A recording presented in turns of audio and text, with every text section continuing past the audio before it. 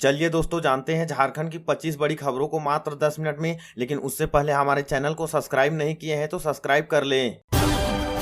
MP MLA court में CM Hemant हुए पेश। ईडी के समन अवहेलना का मामला था। 12 दिसंबर को अगली सुनवाई। वीडियो कॉन्फ्रेंसिंग के जरिए पेशी संभव। दरअसल जमीन घोटाला मामले में ईडी का समन की अवहेलना से जुड़े केस के लिए हेमंत सोरेन बुधवार को रांची स्थित एमपी एमएलए कोर्ट में पेश हुए। उनके साथ महाअधिवक्ता राजीव रंजन भी मौजूद रहे।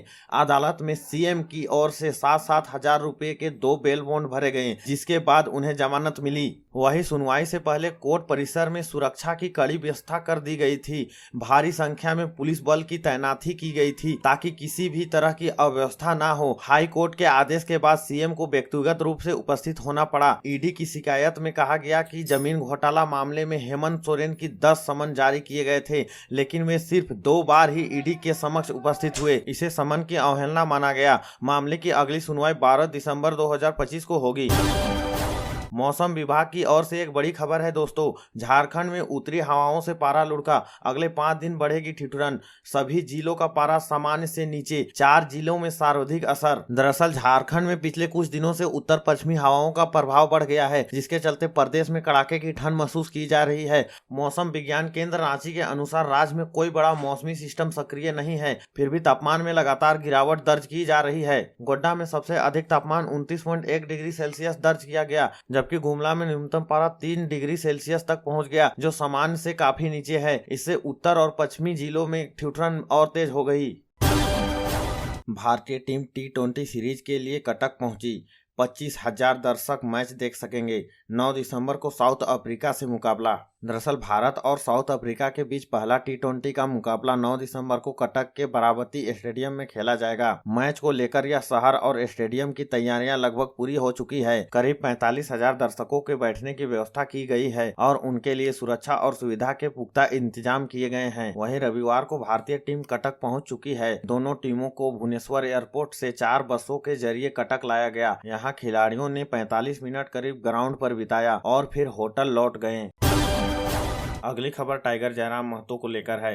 दरअसल डुमरी के विधायक टाइगर जयराम महतो ने कहा है कि इस शीतकालीन में मेरा कुछ खास मुद्दे होंगे। उन्होंने कहा है कि जिस प्रकार झारखंड में हमारे अवैध खनन हो रहे हैं, उन पर बड़ी रोक और कार्रवाई की जरूरत है। टाइगर जयराम महतो ने यह भी कहा कि हमारे जो गैर सरकारी नौकरियां है 3 लाख, उन पर भी कार्रवाई की बात को लेकर सदन में आवाज उठाएंगे। और तो और जो हमारे झारखंड में निजी कंपनियां हैं, वहाँ पर 75% झारखंडियों को नौकरी देने की बात को लेकर सदन में कार्रवाई की मांग करेंगे। जब एक पत्रकार ने टाइगर जयराम को पद यात्रा को लेकर सवाल पूछे तो उन्होंने कहा कि पद यात्रा इसलिए कर रहे हैं कि अगर सड़कें आवारा हो जाएंगे तो सदन सुना हो जाएगा।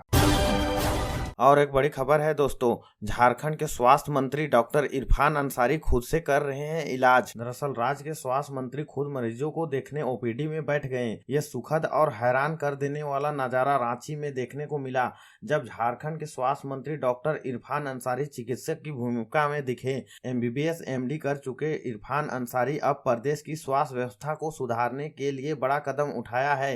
हेमंत सोरेन के मंत्री न सिर्फ ओपीडी में बैठे, बल्कि राज्य भर के मरीजों का हाल जाना।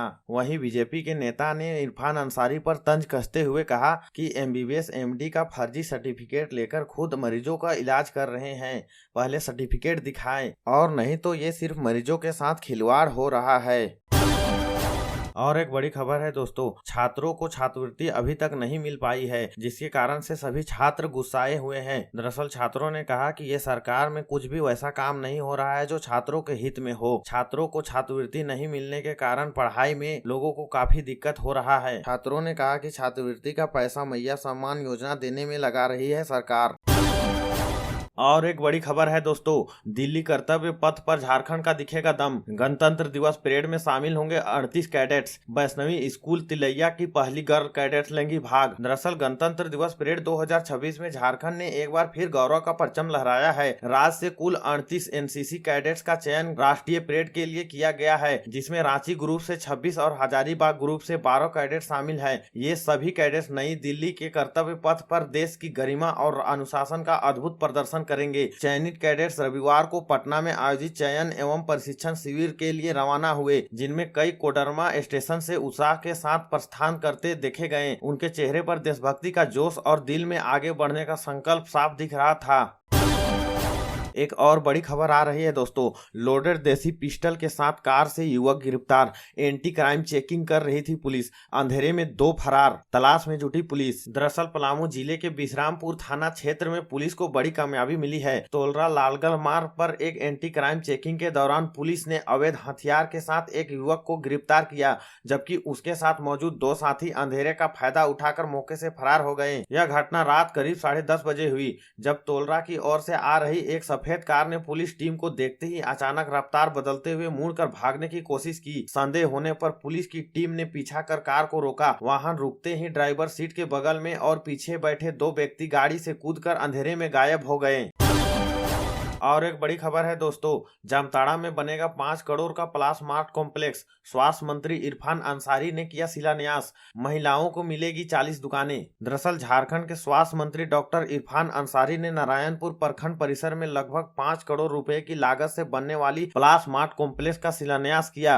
कार्यक्रम में जेएसएलपीएस से जुड़ी बड़ी संख्या में महिलाएं, ग्रामीण और स्थानीय प्रतिनिधि मौजूद थे। नारायणपुर बीडीओ सह अंचल अधिकारी देवराज गुप्ता भी इस अवसर पर उपस्थित रहे। शिलान्यास के बाद मंत्री ने बताया कि क्षेत्र की महिलाओं के लिए 40 दुकानों वाला एक मॉडर्न मार्केटिंग कॉम्प्लेक्स तैयार किया जाएगा, जिसे पूरी तरह महिलाओं को समर्पित किया जाएगा। इस पहल का उद्देश्य गांव की महिलाओं को आर्थिक रूप से मजबूत बनाने के लिए साथ साथ उसके स्थायी रोजगार उपलब्ध कराना है।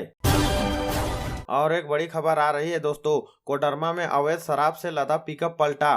भारी मात्रा में बोतलें सड़क पर बिखरी, चालक हुआ फरार। दरअसल कोडरमा जिले के सतगावा थाना क्षेत्र में अवैध शराब से लदा एक पिकअप वाहन पलट गया। यह घटना रामडीह के नौ चौक स्थित एक अपना लाइन होटल के सामने हुई। हादसे का असर इतना तेज था कि वाहन बुरी तरह से क्षतिग्रस्त हो गया। उसमें भरी शराब की खेप सड़क में फैल गई। मौके पर मौजूद लोगों ने बताया कि जैसे ही वाहन पलटा, चालक बिना देर किए वहां से फरार हो गया।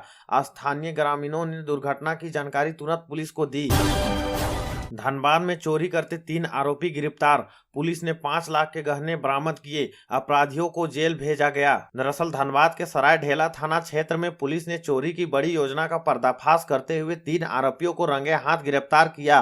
पुलिस ने उनकी गिरफ्तारी के दौरान करीब 5 लाख रुपए के गहने बरामद किए, जिन्हें चोरी की किसी बड़ी वारदात में इस्तेमाल करने की तैयारी थी। वहीं कार्रवाई गुप्त सूचना के आधार पर की गई, जिनके बाद थाना प्रभारी के नेतृत्व में पुलिस टीम ने इलाके में छापेमारी की। पुलिस को देखते ही आरोपी भागने लगे। इसी दौरान एक आरोपी गिर पड़ा और उसका हाथ टूट गया।